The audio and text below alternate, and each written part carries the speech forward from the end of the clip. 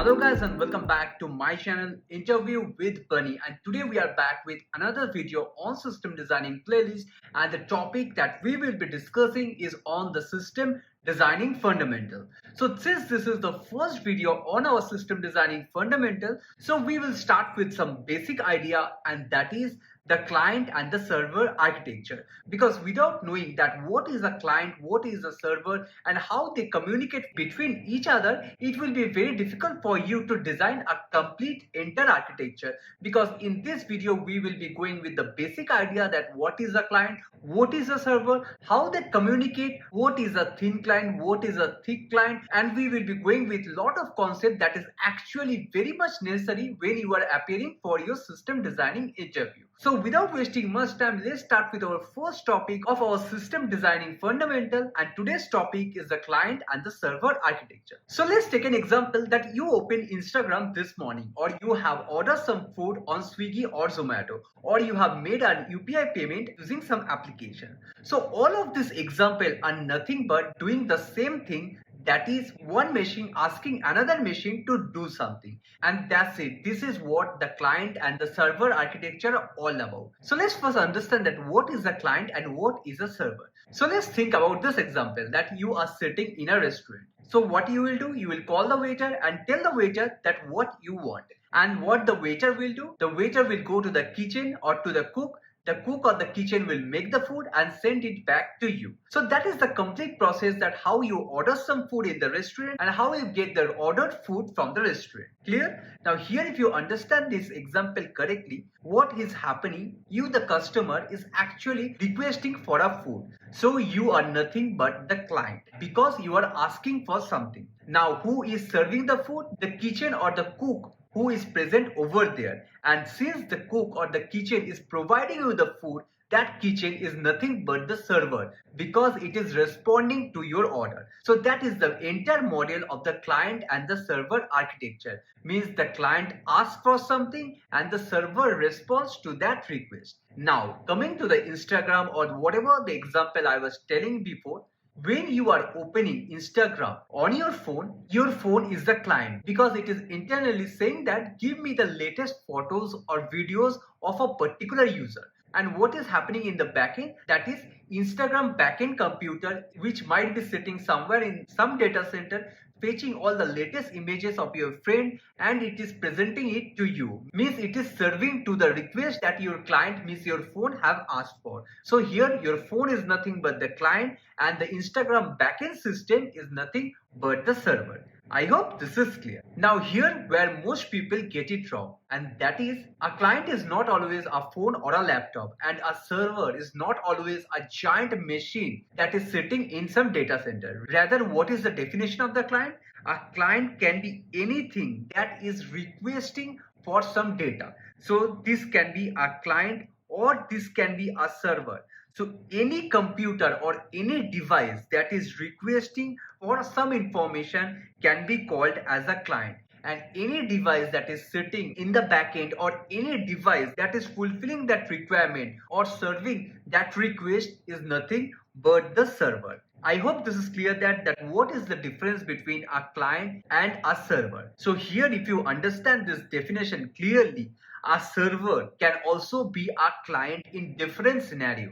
So if you look carefully, whenever you are opening Zomato or the Swiggy application, you will see all the restaurants that are nearby to your current location. Now you must be wondering that how Zomato or Swiggy knows your current location. So what actually happens in the backend, there are multiple service or multiple servers that are present on the backend, and each of them is doing some service. So for example, there is one server who is just tracking that at what location you are there. Similarly, there is another service who checks that what are the restaurants that are present nearby to that corresponding location. So here, if you think logically, so for example, this is your Zomato application, and when you are opening your application for the first time, what you are doing from your mobile device, which is nothing but the client, you are requesting for all the restaurants nearby. So for example, the request that you are sending goes to this backend service, and since you are requesting for something, this backend service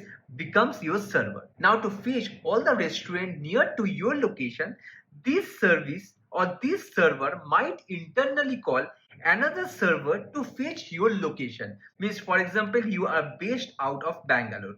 So this server is now requesting another server internally to fetch the exact coordinate where the client is located. Now in this case, since this server is asking for some data, means it is asking for the location or the coordinate of the user, then at this time this becomes the client and the service whom it is asking the data becomes the server. So if you understand this thing correctly at the very starting, when you are opening the Zomato application, this Zomato application or your mobile is your client, and since you are asking for some data and this server is fulfilling, so this becomes your server. But internally this server is again calling another service, and thus this service becomes the client and this service becomes the server to this client. So what I mean to say that this is a wrong concept to memorize that all the mobile device or all the laptop will always be a client, or all the server or the computer that are present in some data center will be always your server.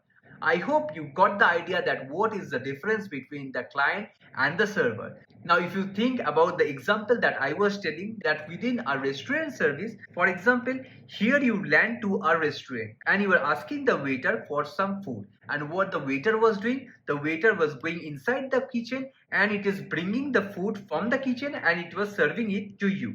Now in this entire example, if you see for the first time, here you are the client and the waiter whom you are asking for the food was the server. But internal to the restaurant, since this waiter was actually placing a request for the food in the kitchen, so with respect to the kitchen, this waiter becomes the client and this cook becomes the server. I hope you got the idea that what is a client and what is a server. Means in a very layman's term, anyone who is asking for some data is your client, and anyone who is fulfilling that request or fulfilling that demands becomes the server. I hope this is clear. So now since you have got the idea that what is a client and what is a server, let's now understand that what is a thin client and what is a thick client and why we actually need both of them. So as we were discussing the restaurant scenario, so for example, you are there in the restaurant and you are the customer, and what you are doing, you are simply telling the waiter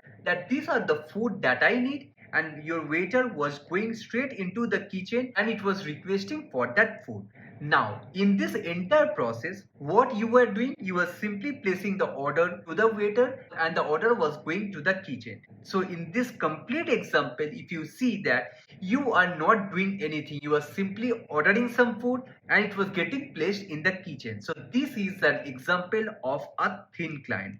Means you are not doing anything, you are just requesting for some food or you was requesting for some data. Now let's take the same example, that is, before placing the order to the kitchen, you are discussing with the waiter what are the best dishes that are available in the kitchen, and based on some logic and based on some discussion with the waiter, what you are doing, you are making some computation or taking some decision, and thereafter you are placing the order to the waiter and the waiter is thereby placing the order to that kitchen. Means you are actually doing some decision making thing over here on the client side. Means you are actually thinking something before placing the order. So with respect to the technical term, here on the client side, since you are doing some processing, some computation at the client end, so this becomes a thick client.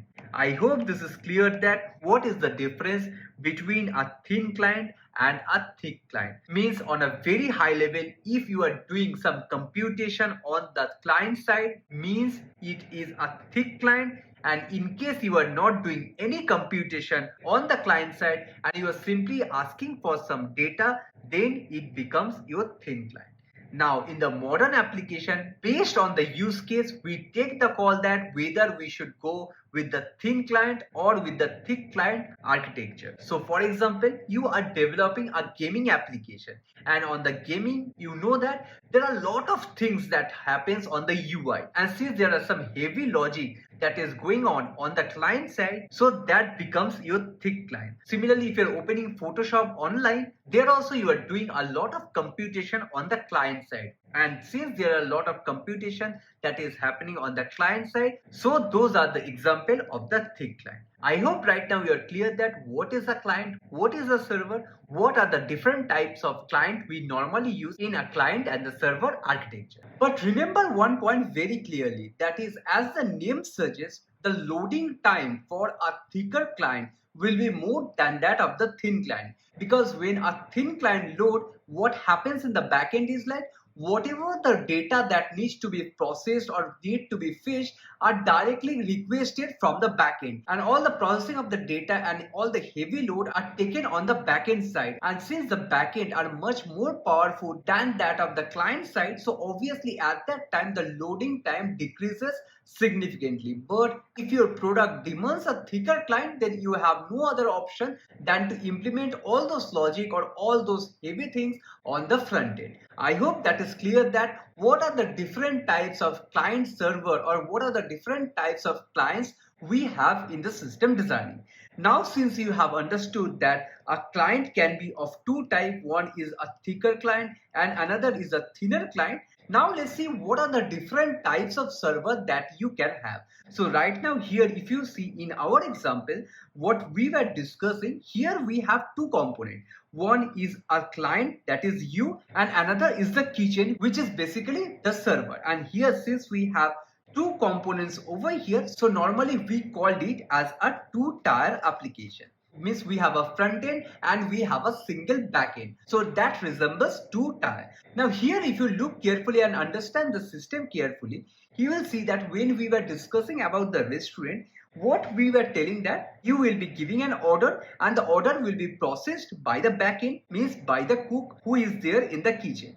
But it might be possible that you went to a multi-cuisine restaurant, means there are a lot of varieties of food that are available. And obviously it is not possible by a single cook to process or prepare different types of foods. So what we normally do, on the kitchen side, means on the back-end side, there will be one cook who will be specialized for the Chinese food, one will be there for preparing the Arabic food. So there will be multiple cooks that will be present within our kitchen over here. Now here, since in the backend there are multiple modules or multiple backend server in the real life which are actually serving your purpose or serving your request, at that time this type of application we called as an entire application. So in normal life, in some distributed heavy architecture, for example, you are designing Zomato, Uber or anything, there are multiple servers or multiple services that will be responsible for fulfilling different purposes.